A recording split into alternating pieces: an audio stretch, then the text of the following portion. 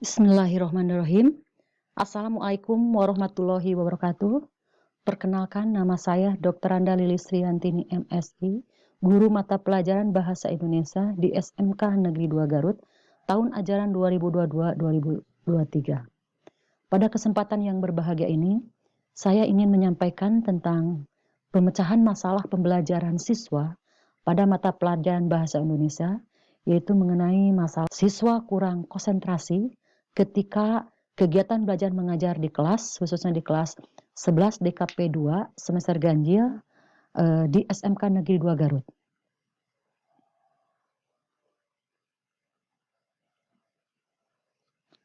Nah, adapun sumber rujukannya dalam permasalahan ini, biasanya permasalahan siswa di sini saya mengambilnya dari data siswa, diambil dari kuesioner dan survei pada saat pelaksanaan penguatan profil pelajar Pancasila yang dapat dimonitoring setiap saat dalam proses kegiatan belajar mengajar.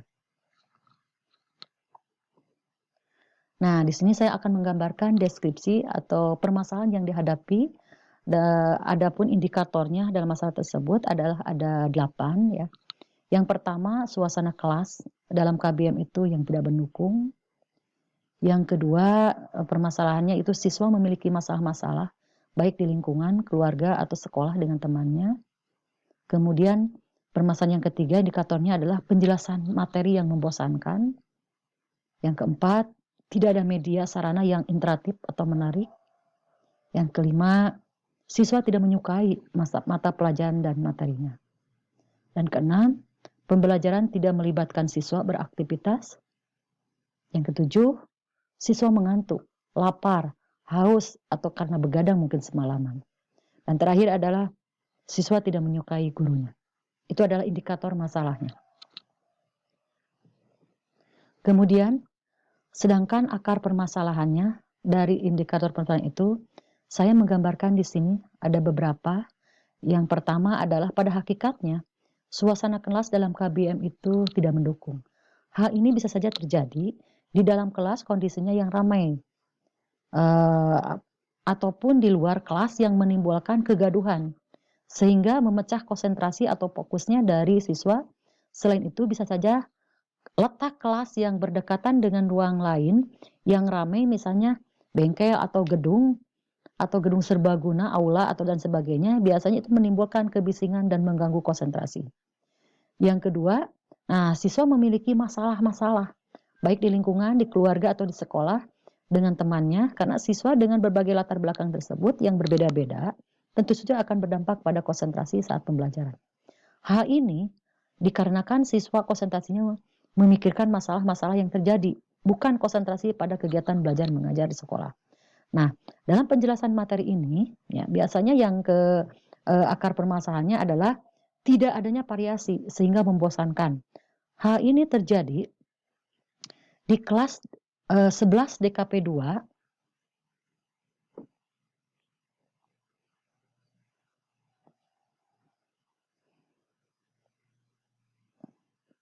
yang akar permasalahan yang lanjutannya yaitu yang keempat, yaitu tidak adanya media atau sarana prasarana yang interaktif atau yang tersedia dalam KBM. Hal ini terjadi karena guru itu tidak memiliki kreativitas yang menciptakan pembelajaran yang menantang dan menarik. Kemudian akar permasalahan yang kelima adalah siswa tidak menyukai mata pelajaran atau materi. Hal ini didasarkan atas penilaian subjektif dan siswa mengenai mata pelajaran dan materi tertentu. Nah, penilaian yang negatif sehingga berdampak negatif pula terhadap kegiatan KBM-nya. Terakhir adalah pembelajarannya itu tidak melibatkan siswa. Hal ini terjadi jika guru hanya mengajar bersumber dari dirinya sendiri, menerangkan atau mengerjakan materi tanpa melibatkan siswa untuk aktif. Nah, itu akar permasalahannya. Nah, akar permasalahan selanjutnya, siswa mengantuk, lapar, haus. Hal ini dalam kondisi mengantuk. Karena begadang mungkin, karena kekenyangan. Makanya suasana seperti itu akan mengurangi konsentrasi. Siswa sulit untuk belajar dengan kondisi tubuh yang seperti itu. Tidak siap untuk menerima materi dan kelasnya. Nah, akar permasalahan yang terakhir ada yang 8 adalah siswa tidak menyukai gurunya. Hal ini didasarkan karena penilaian subjektif dari siswa itu mengenai gurunya. Sehingga penilaian ini tertentu dari negatif, sehingga berdampak negatif pula terhadap KBM-nya. Nah, dari permasalahan tersebut saya mengambil alternatif solusi pemecahannya, khusus pemecahan masalahnya. Yang pertama, saya mengkondisikan suasana kelas ruangan belajar yang agak nyaman dan layak untuk KBM. Sehingga mengkondisikan suasana kelas tersebut, baik ruang belajarnya agar nyaman dan layak untuk mengikuti KBM. Hal ini bertujuan untuk membuat suasana KBM nyaman dan mendukung siswa dalam belajar. Karena dengan suasana yang ruang belajar yang kondusif, maka KBM akan berjalan lancar dan efektif. Yang kedua, solusi pemecahannya yang kedua adalah peka terhadap siswa yang memiliki masalah dan mencoba untuk memberikan semangat, sharing pemecahan masalahnya. Hal ini bertujuan agar siswa memiliki masalah tidak merasa sendirian dan juga merasa diperhatikan. Jika siswa mau untuk sharing, maka beban masalah siswa akan sedikit berkurang. Dan tentunya KBM dapat lebih konsentrasi. Kemudian solusi yang ketiga dalam masalahnya adalah menggunakan media atau sarana pembelajaran yang interaktif seperti penayangan slide atau video.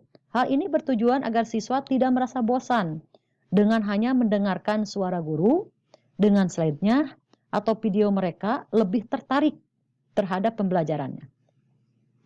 Yang keempat adalah solusinya adalah dalam permasalahan ini adalah menggunakan ice breaking.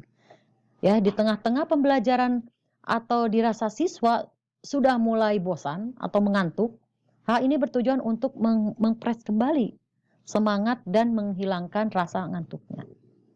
Yang kelima, nah dalam solusi pemecahan tersebut, melibatkan siswa secara aktif dalam pembelajaran. Hal ini agar konsentrasi siswa tersebut dalam kegiatan belajar mengajarnya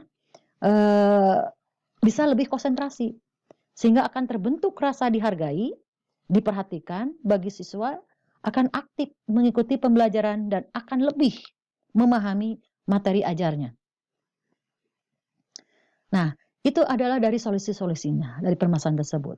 Sehingga saya mengambil suatu hasil pemecahan masalah sehingga menyimpulkan bagaimana hasil pemecahan masalah pembelajaran siswanya. Ada 4 di sini saya menyampaikan, ya. Yang pertama, setelah menganalisis, mengevaluasi hasil survei yang didapat, sehingga disimpulkan bahwa 1, siswa lebih konsentrasi untuk belajar dalam KBM. Kedua, siswa menjadi lebih tertarik terhadap pembelajaran dalam KBM. Yang ketiga, siswa menjadi aktif terlibat langsung dalam KBM. Dan keempat, hasilnya adalah dalam pembelajaran ini, pembelajaran menjadi lebih menyenangkan dan mengikuti dalam proses belajar mengajarnya. Hasil pemecahan selanjutnya, yang kelima adalah siswa lebih menyenangi mata pelajaran dan materi yang diajarkan oleh gurunya. Yang keenam, siswa lebih menyenangi, menghargai kepada guru di kelas tersebut. Dan terakhir, hasil pembelajarannya lebih bagus lagi dari hasil penilaian baik sumatif maupun formatif. Baik formatif atau sumatifnya di kelas, di akhir pembelajarannya, kemudian lebih aktif lagi, menyenangkan, dan mengikuti KBM di kelas. Itu saja mungkin permasalahan yang saya sampaikan dalam permasalahan kelas, yaitu dengan masalahnya siswa yang kurang konsentrasi dalam mengikuti kegiatan belajar mengajarnya. Terima kasih atas perhatiannya. Demikianlah pemecahan masalah dalam pembelajaran bahasa Indonesia siswa kurang konsentrasi ketika KBM. Mohon maaf bila ada kata-kata yang salah atau kurang dari penyampaiannya. Mudah-mudahan hasil penelitian ini akan ada dampak yang baik atau positif, khususnya bagi saya sendiri maupun untuk siswa-siswa itu sendiri. Wabillahi taufiq wal hidayah. Wassalamualaikum warahmatullahi wabarakatuh.